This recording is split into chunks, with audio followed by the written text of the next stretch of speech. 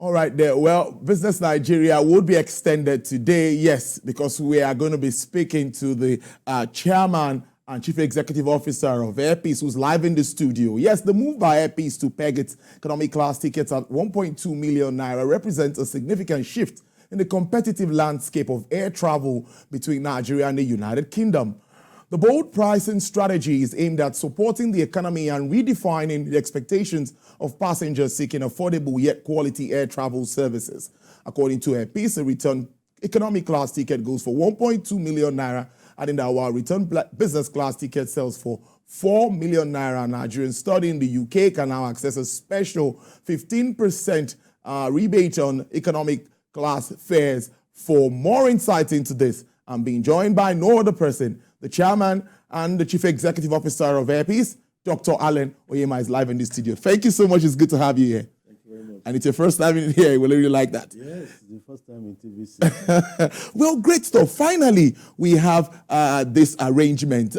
For me, tell us more about the BASA agreement and what it means for us, Nigeria. You see, over time, I've been crying out. No one, in fact, I've been sounding like a broken record. I love this country. The fact is that no one can do it better for you. It's only Nigerians that can rescue Nigeria. No foreign country, no matter how powerful, no matter how good intentioned it may seem, will help you. It's down to how we do things ourselves. It also equally pains me when, for every bad turn in the country, blame it on one man. What have you done yourself to help the country? If you go to bed and mosquito bites you, blame it on President Tinubu or whoever is the president at that point in time. If you fail to do things you're supposed to do and when you're supposed to do them, and you get the consequences, you blame the president. So the truth is that, except and only when Nigerians begin to be patriotic, then we cannot call Nigeria our nation. We must be patriotic. Patriotism comes from within. You must love the country no matter what happens. Those people from America, Britain, Europe, and other parts of the world, they have their issues. They have their issues, but that's why I'm always preaching nationalism, broad nationalism. Nigeria, we are one. A situation where we, don't love our country. That is the bane of everything you can tell, both corruption, criminalities, and all sorts of vices that tend to stigmatize us. So, about BASA, yes, the Bilateral Air Services Agreement. Countries come together and make an agreement. Yes. You come to my country, I come to your country. The other conditions there, reciprocity is number one. If I allow your airline to come, you must allow my own airline to come. If you give me your primary airport, I must give you my own primary airport. So that's how it is done. But over years, you see that Nigerian airlines have not been able to succeed on this so-called most lucrative route called London. It's been very difficult. So many of our airlines have fallen by the wayside. And let me tell you, I don't blame those Nigerian airlines. Even Nigerians sit down there and condemn their own. We're always very quick to condemn our own. We condemn our families, we condemn our country, we condemn our president, we condemn our governors. We stigmatize, we keep on painting ourselves black in the eyes of the International Committee of Nations, and you think somebody will come and love you. So when they know all these things, they play the international aeropolitics also to suit them. So a situation whereby they've been coming to my country 21 times a week. Yeah. I mean, yeah, the frequencies are there. British Airways flies daily to Lagos. Virgin flies daily to Lagos. British Airways also flies daily out of Abuja. That is 21 frequencies. Meanwhile, no Nigerian airline is flying to the UK. Now you see Nigerians, because of the high fares, you see Nigerians going to Qatar. It's like you wanting to go to Ibadan, and you first of all go to Anambra State. And you come back. Then from there you start going to Ibadan. Nigerians flying to Qatar, 8 hours to Qatar, then from Qatar another 8, maybe some 2 or 3 hours layover, then you do another 8 hours to the UK because they want to save some money because of the high cost of direct flying into the UK. And I've been crying over times. Nigerian airlines are good if you know what we go through to be in operations. You know that the owners of these airlines are the most patriotic citizens in this country. If you bring the foreign airlines to perform under the same hostile condition, don't give them any kind of preferential treatment. They will not last here 72 hours. Yet, the Nigerian airline takes a lot of flack. We are very patriotic. The business is addictive. All of us succeeded in other businesses. It didn't just fall from heaven to invest in aviation. I mean, it's a capital-intensive business. However, it is addictive. It takes your addiction. Mm-hmm. It's not a profitable business. But it moves the economy of any nation. So, when this happened, I've been crying. Give us this thing.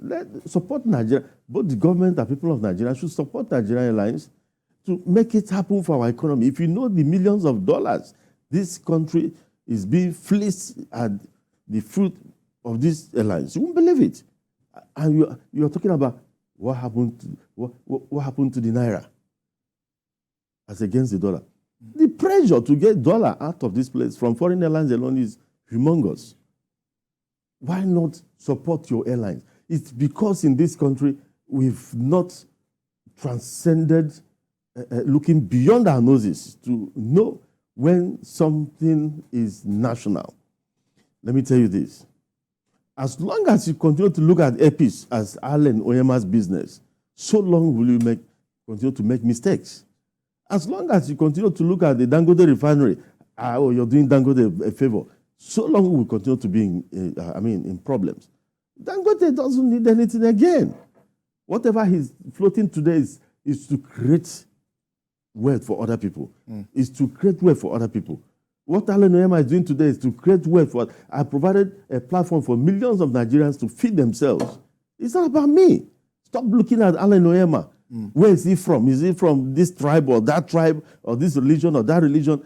Support it. It's a Nigerian enterprise that is providing jobs for all Nigerians of all walks of life. And not only that, the truth is this.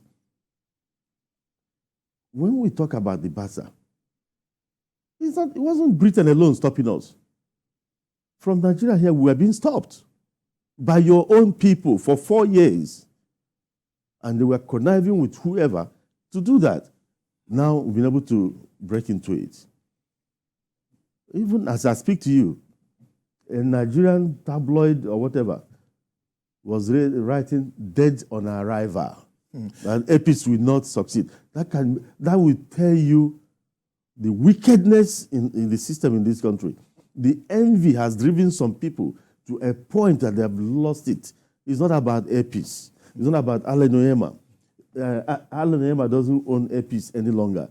Airpeace is owned by the over 220 million Nigerians. And what we've done in the last few days has proved to this country that we need to support our own. We came in with a bang. 1.2 million, economy starting from 1.2 million. Business class, 4 million. 4 million. Now, what happened? For the past 2 years, Nigerians have been paying through their noses to do direct flying to the UK. As much as 15 million to 17 million naira for business class. Immediately, Airpeace announced 4 million. What happened? Within 24 hours, their business class came down to 5 million. So they could charge 5 million before. Why were they taking 15 million from my countrymen and women? Why were they taking 5 million and 6 million for economic class? So they could now come down to 1.9 million or 2 million. Why were they doing that? And this is what we keep on telling both the government and people of Nigeria. You need to support indigenous investments. That's the only way we can save this country. And I'm happy the president understands business. He understands indigenous businesses. He understands that indigenous businesses will be supported. All I'm asking the president to look at his appointees and make sure they go with his own spirit. Because the problem of any government is not the elected man. It's those who are appointed. Those who are appointed. Those who hold certain positions that relate to these businessmen, how often do they engage those businessmen to know what their problems are? It's not President Tinubu that will come down from he can't attend to everything. That's why he appointed them. So he had to look at them. In our own case in aviation, you can see what Festus Keyamo did. Yes. He let the gauntlet. He went to London and told them that if you don't give this airpiece, we are coming with airpiece. This is Nigerian government now. If you don't do this, we are going to retaliate. But I'm going to ask you that from experiences of the past, the likes of Medville, Arik, and all of that, how prepared are you, Dr. Oyema? How prepared are you to face this moving forward? Let me tell you something you have to know today, and we'll take it to the bank. Medville was prepared. Arik was prepared. Nigeria Airways was even prepared. What happened to Nigeria Airways? It's all international aeropolitics. If you give any foreign country the opportunity to deem you, they will do that. Have you forgotten that Nigeria Airways? Why did they stop Nigeria Airways? They woke up one morning because they were giving them serious battle on the fair side, and they said, "Oh, Nigeria Airways is unsafe. How could you? It's unsafe," and stop them from flying. And Abacha retaliated immediately. Abacha said, "Okay, it's unsafe, no problem." They allowed British Airways. By the time they were getting close to Niger, they turned them back. That also happened. It took 1 year before they could come back, and they started begging to come back.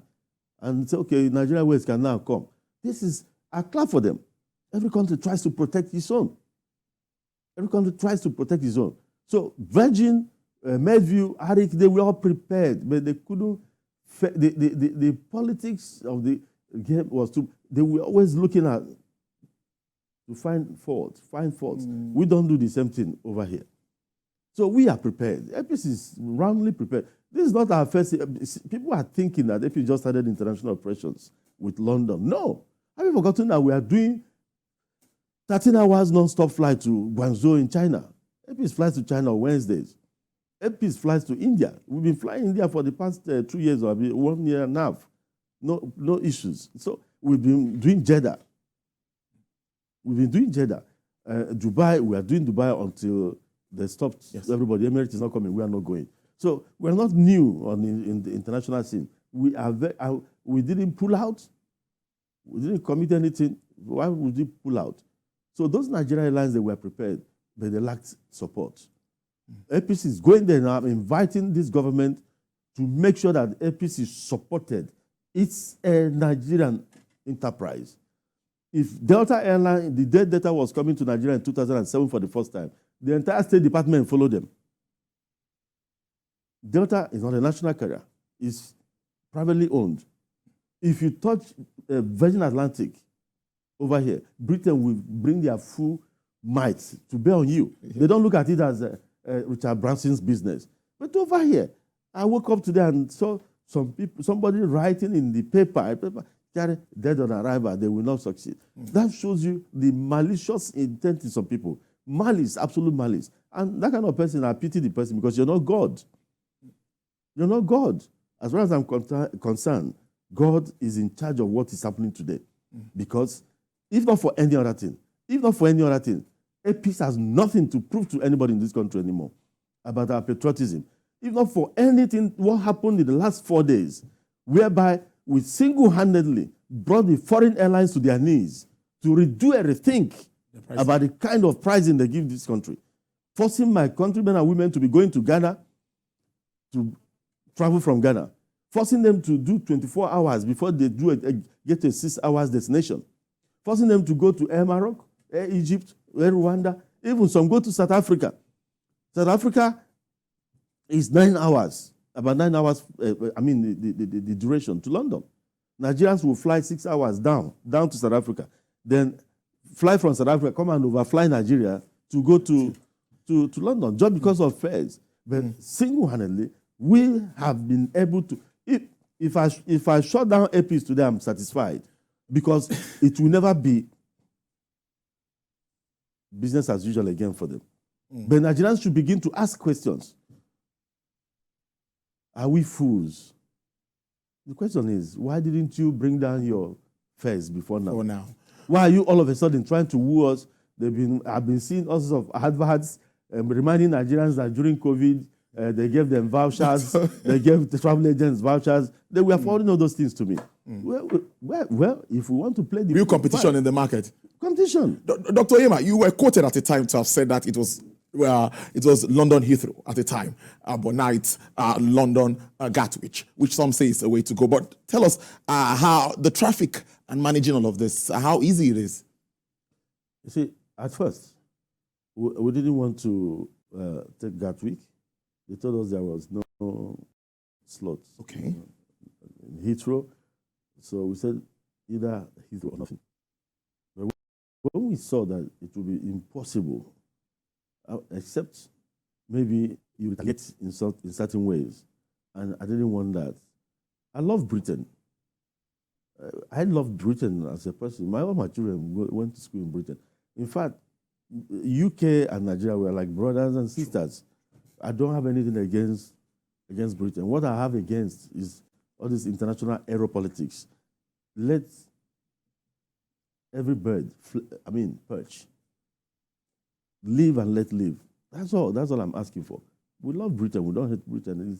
In fact, if you put all the countries of this world together, apart from our brother African countries, outside Africa, the first country I'll choose in the West, or even combined with the East, that's the Asians, is Britain.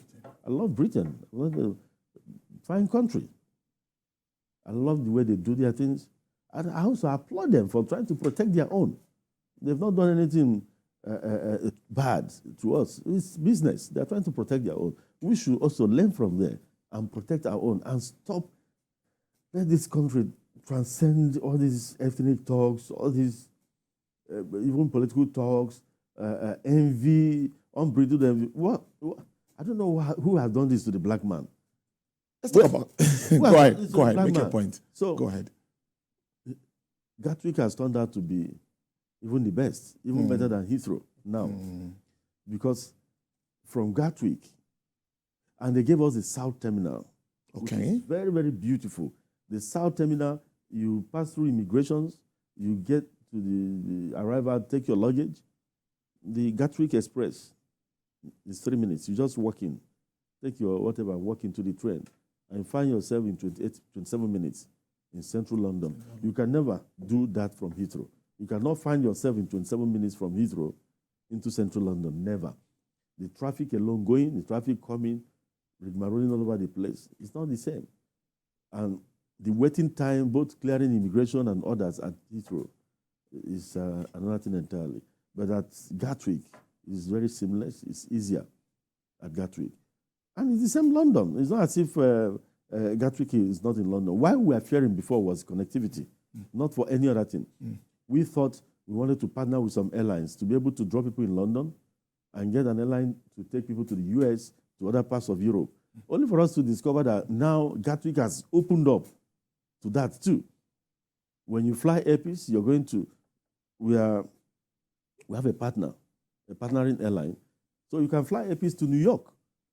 Yes, and you get your luggage in New York. We take you down to the UK. Our partnering airline, North Atlantic Airways, we take you within, and it's 2 hours layover only, 2 hours. You find yourself in New York at an affordable fare. Let's move on now. Finally, incessant flight delays. This has been issues that everyone has been talking about. And of course, you're the chairman of an airline. Now, how have you been able to manage it? Do we have the capacity to really manage this traffic? Of course. When you talk about international flying, there's different ballgame entirely. I mean, you're faced with just going to London. When you talk about the domestic operations, you're faced with multiple airports, and many of those airports do not have what it takes to be airports. So when people talk about delays, yes, I said it the other day, unless Nigeria will begin to do things the right way, delays and cancellations will continue to persist. Let nobody deceive you. Let no airline deceive you. Let no government deceive you. Let nobody at all deceive you, except and only when we practice aviation the way it's supposed to be practiced. Let me tell you how. This is called scheduled flight operations, not charter operations. All over the world. All over the world. When Let's wrap up. All over the world, when you have a disruption caused by weather or anything other than the airline, what you do at the end of it, you ask the passengers to reschedule to the next available date. They go to your counter and reschedule to the next available date. Not necessarily that those people must be the people you must fly the next morning. Yeah. That's what's causing delays. So every day, Nigerian airlines have baggage. They start the morning disrupting their flight, and it goes on and on like that. Thank you Let them so stop that much. and see what will happen. We hope we'll have a part 2 of this discussion live on the air again. I must thank you so much, Dr. Aleno.